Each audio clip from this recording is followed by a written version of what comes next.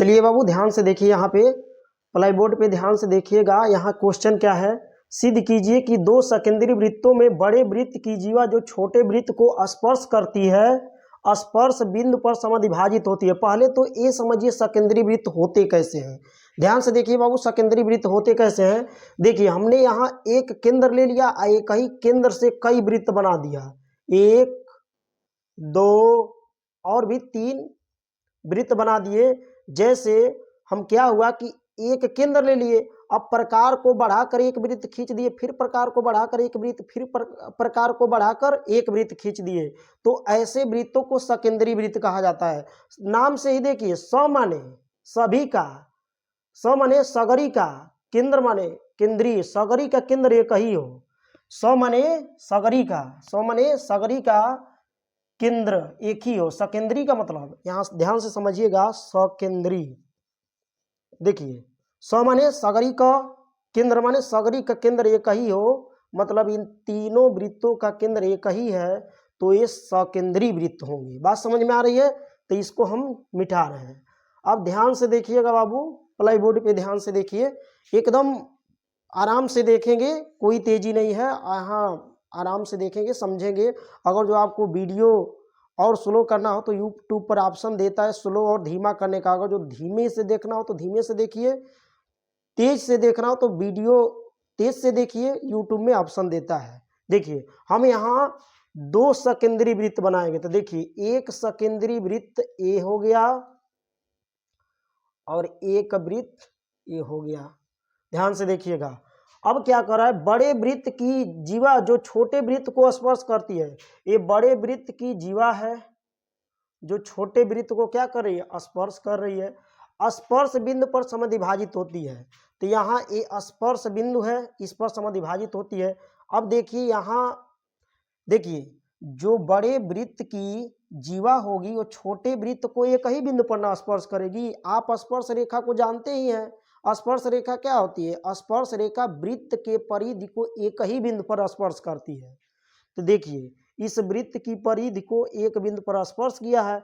अब कह रहा है कि सिद्ध कीजिए कि, बात को समझिए, यहाँ पे कह रहा है कि यह जो जीवा है इस छोटे वाले, इस बड़े वृत्त की जीवा छोटे वाले वृत्त को स्पर्श करती है। जिस स्पर्श बिंदु पर स्पर्श करती है वह बिंदु इस जीवा को दो बराबर भागों में बांट रहा है। तो ध्यान से समझिएगा, मतलब यह बिंदु इस जीवा को दो बराबर भागों में बांट रहा है। तो हम करेंगे क्या, पहले तो यहाँ केंद्र से हम इसका रेडियस खींचेंगे, त्रिज्या खींचेंगे। मतलब यहाँ केंद्र से जो जीवा पर त्रिज्या खींचेंगे, वह केंद्र से जो त्रिज्या खींचेगा वह इस जीवा पर लंब होगी, मतलब लंब समद्विभाजित खींचेंगे। ठीक, अब इसका नाम दे देंगे, इसका नाम ए बी है, इसका नाम मान लीजिए सी है। अब हम यहाँ केंद्र का नाम ओ दे रहे हैं, इसको हम मिला देंगे। ध्यान से देखिएगा बाबू। अब लिखेंगे दिया है, क्या लिखेंगे बाबू, दिया है।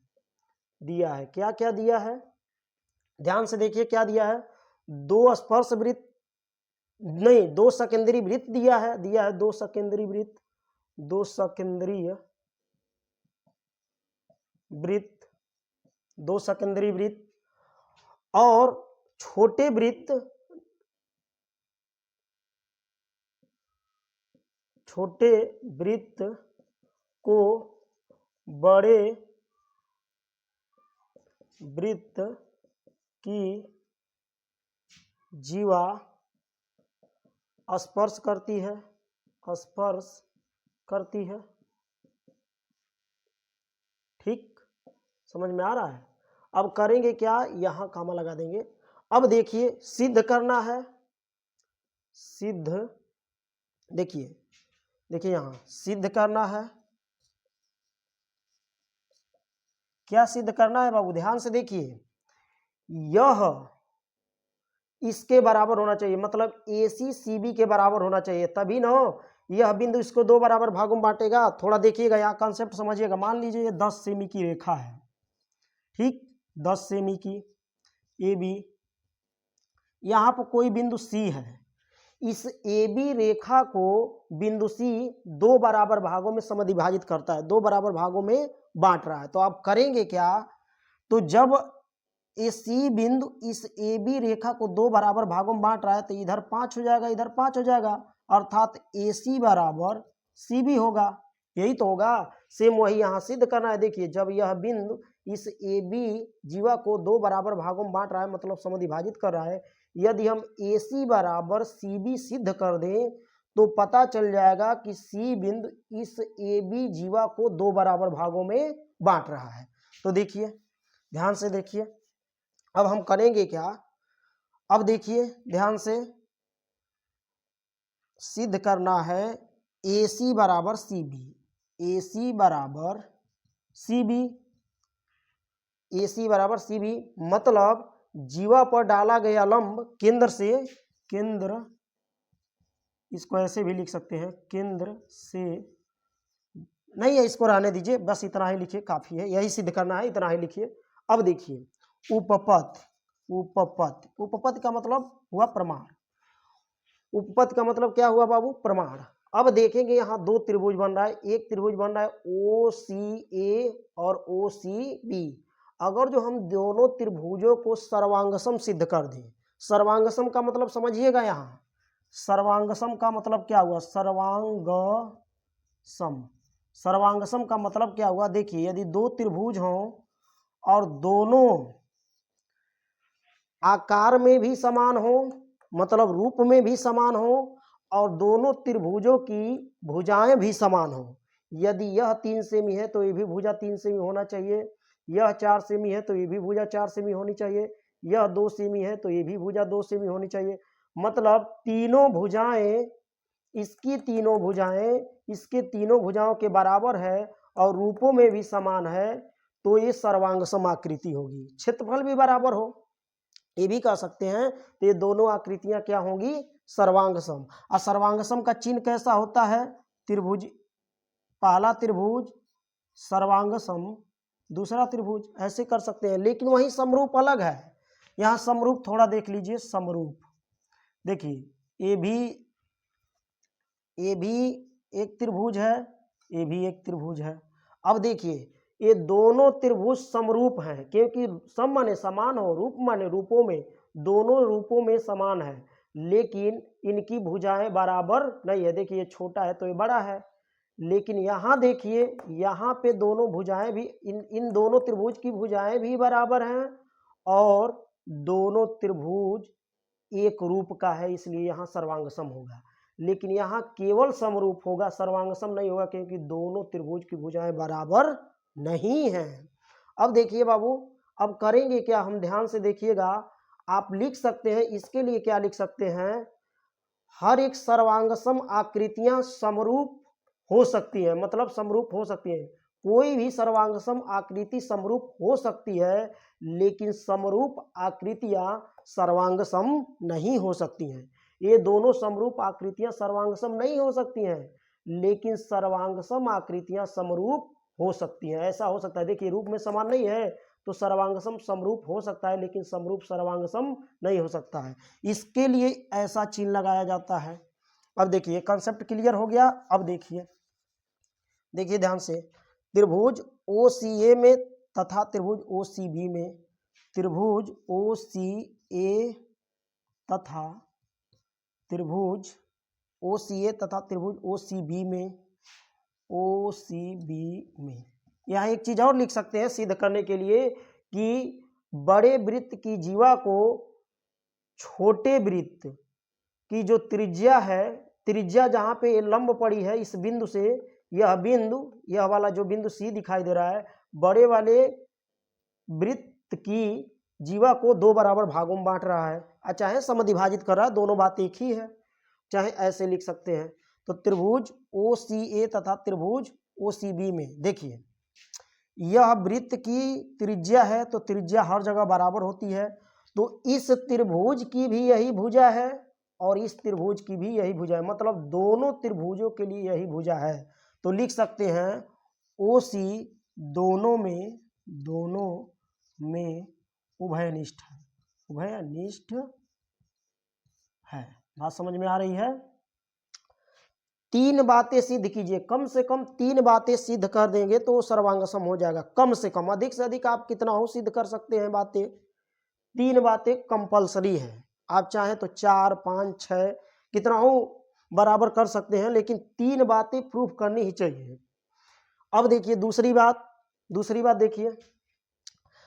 अब देखिए एक चीज और समझिए, यदि कोई वृत्त है और उसकी स्पर्श रेखा खींची गई है, तो केंद्र से जहां पे स्पर्श किया है, इस वृत्त को जहां पे स्पर्श रेखा स्पर्श की हुई है, इस वृत्त को चाहे इस वृत्त की परिधि को जिस बिंदु पर स्पर्श रेखा स्पर्श की हुई है, अगर जो केंद्र से उस बिंदु पर चाहे केंद्र से उस स्पर्श बिंदु पर हम रेखा खींच देते हैं, तो वह जो रेखा होती है अर्थात जो त्रिज्या होती है स्पर्श बिंदु पर लंब होती है। क्या होती है? देखिए कहीं से भी खींच लीजिए, यहाँ भी देख लीजिए। देखिए ये हमने स्पर्श रेखा खींच दिया, ठीक।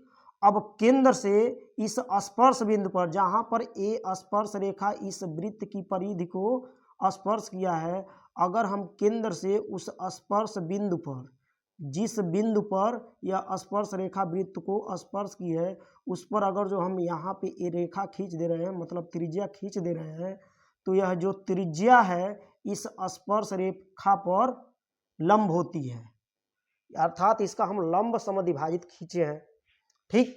ये समझ में आया? तो देखिए यहाँ पे देखिए, ये हमारा ए बी क्या है बाबू? त्रिज्या है, नहीं सॉरी, ये ए बी क्या है? जीवा है। ए बी क्या है? जीवा है। अब ए बी पर इस केंद्र से यहाँ पे स्पर्श किया हुआ है, इस छोटे वाले वृत्त को ये बड़े वाले वृत्त की जीवा इस सी बिंदु पर स्पर्श की हुई है। पुनः समझिए, इस ए बी जीवा को, मतलब बड़े वाले वृत्त की जीवा ए बी को छोटे वाले वृत्त को जहां पे जिस बिंदु पर स्पर्श की है, तो छोटे वाले वृत्त की त्रिज्या और स्पर्श बिंदु की को मिला देंगे, इस त्रिज्या इस छोटे वाले वृत्त की त्रिज्या को यदि हम स्पर्श बिंदु से मिला देंगे तो यह इस पर लंब हो जाएगी, जैसे वहां समझाए हैं। देखिए पुनः समझिए, यह ए बी जो जीवा खींची गई है बड़े वृत्त की, छोटे वृत्त को जिस बिंदु पर स्पर्श की है, उस बिंदु पर यदि हम केंद्र से यहाँ छोटे वाले के केंद्र से यहाँ पे उस बिंदु को मिला दे, तो यह जो रेखा होगी, मतलब त्रिज्या होगी, इस जीवा पर लंब होगी। तो लंब होगी तो एक कोण और एक कोण बराबर होगा, तो कोण ओ सी डी ए और 90 अंश भी होगा।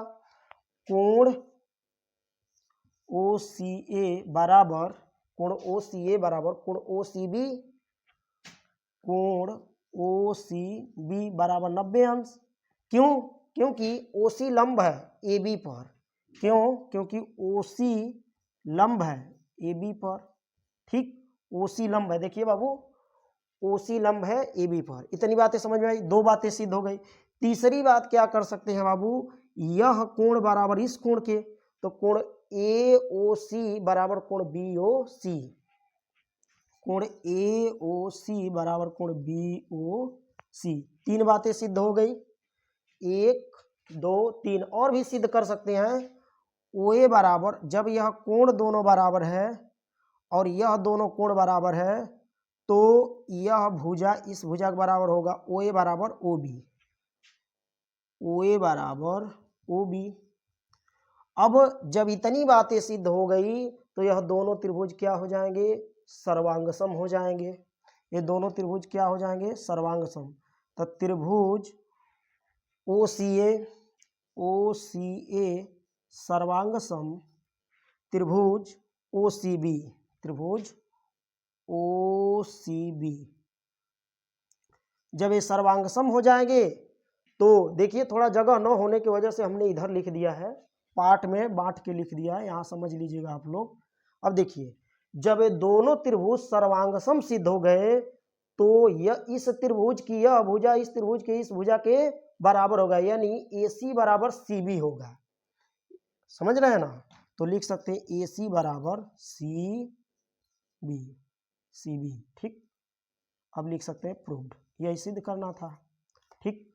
अब यहाँ देखिए, यहाँ पे देखिए, यहाँ पे दिया गया है चित्र में यदि एलएम समांतर सी बी और एलएन समांतर सी बी हो तो सिद्ध कीजिए कि एम बट्टा एन है। यही सिद्ध करना है। ध्यान से देखिएगा, पूरे शिद्दत के साथ देखिएगा, ध्यान से देखिएगा बाबू। देखिए यहाँ पे हम लिखेंगे दिया है, क्या लिखेंगे, दिया है, क्या लिखेंगे, दिया है। दिया है, क्या क्या दिया है, ध्यान से देखिए। दिया है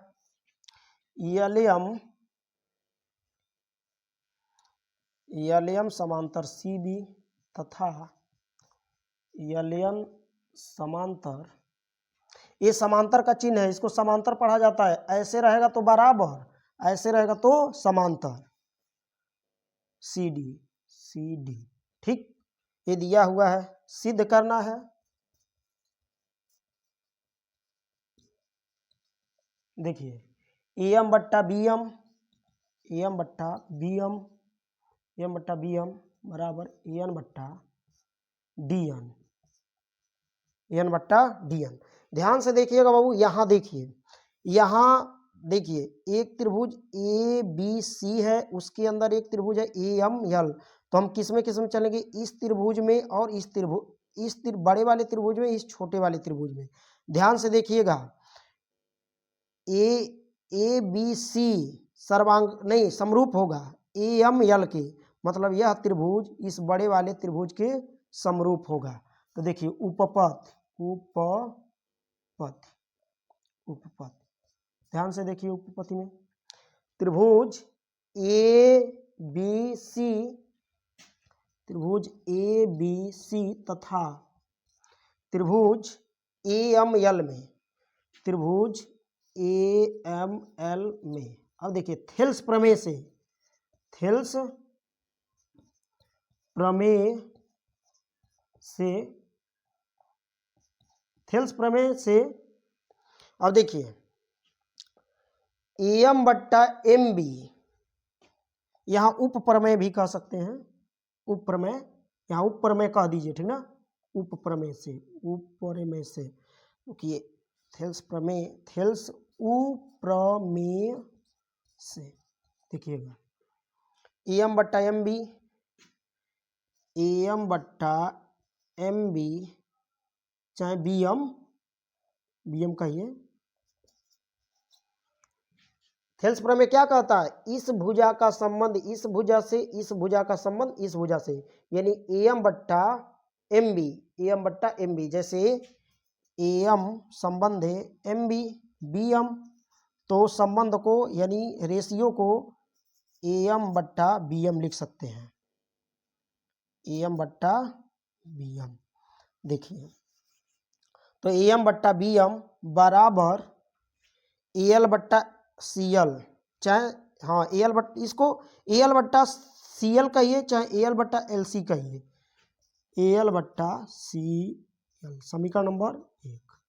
अब देखिए इधर देखिए, अब देखिए पुनः त्रिभुज, त्रिभुज ए डी सी तथा त्रिभुज ए एन एल में, मतलब ये बड़े वाले त्रिभुज में और इस छोटे वाले त्रिभुज में, इसमें ए डी सी, त्रिभुज ए डी सी तथा त्रिभुज, देखिए लिख दिए हैं वहाँ ए डी सी तथा त्रिभुज ए एन एल में, त्रिभुज ए एन एल में, ठीक, समझ में आ रहा है। ध्यान से देखिए, देखिए वही काम करेंगे थेल्स प्रमेय से, थेल्स उप प्रमेय से, उप प्रमेय से। यहाँ आधारभूत प्रमेय भी कह सकते हैं, आधारभूत समानुपातिका का नियम भी कह सकते हैं। यहाँ पे देखिए लिखेंगे एल बट्टा सी एल, मतलब इस भुजा का संबंध इस भुजा से, इस भुजा का संबंध इस भुजा से, एल बट्टा सी एल बराबर एन बट्टा डी एन, एन बट्टा डी एन, एन बट्टा डी एन। ठीक, ये समीकरण नंबर 2। समीकरण 1 व 2 से, ध्यान से देखिए, समीकरण 1 व 2 से, समीकरण 1 व 2 से क्या करेंगे बाबू, ध्यान से देखिए, समीकरण 1 व 2 से, समीकरण 1 से एल बट्टा सीएल, चाहे ऐसे कर सकते हैं, समीकरण 1 से 2 से, यहां से भी समीकरण 2 से मान उठा के यहां रख सकते हैं, चाहे समीकरण 1 से मान उठा के वहां रख सकते हैं। तो देखिए हम समीकरण 2 से रख रहे हैं, समीकरण 2 से एल बट्टा सीएल का मान, देखिए समीकरण 2 से एल बट्टा सीएल का मान एन बट्टा डी एन, समीकरण 2 से देखिए एल बट्टा सीएल का मान कितना है, एन बट्टा डी एन, समीकरण 1 में रखने पर, मतलब यहाँ पे एल बट्टा सीएल है, इस एल बट्टा सीएल के स्थान पर एल बट्टा सीएल का ये मान उठा के रख देंगे। तो रखिए एम बट्टा बी एम, इसको एम अपान बी एम भी कह सकते हैं, बराबर, अब देखिए एल बट्टा सीएल, एल बट्टा सीएल का मान कितना है बाबू समीकरण 2 में, एन बट्टा डी एन, एन बट्टा डी एन। यहाँ तक बात समझ में आई, हमको क्या सिद्ध करना था, यही सिद्ध करना था। देखिए ध्यान से, बात समझ में आ रही है, बात समझ में आ रही है, समझिए बात को, पुनः समझिए। यहाँ पे अगर नहीं समझ में आ रहा है तो वीडियो को दोबारा करके देख सकते हैं। इतनी बातें समझ में आ गई तो यहाँ लिख दीजिए प्रूव्ड। क्या लिख दीजिए बाबू, प्रूव्ड। समझ में आया, चलिए समझ गए ना, ठीक है।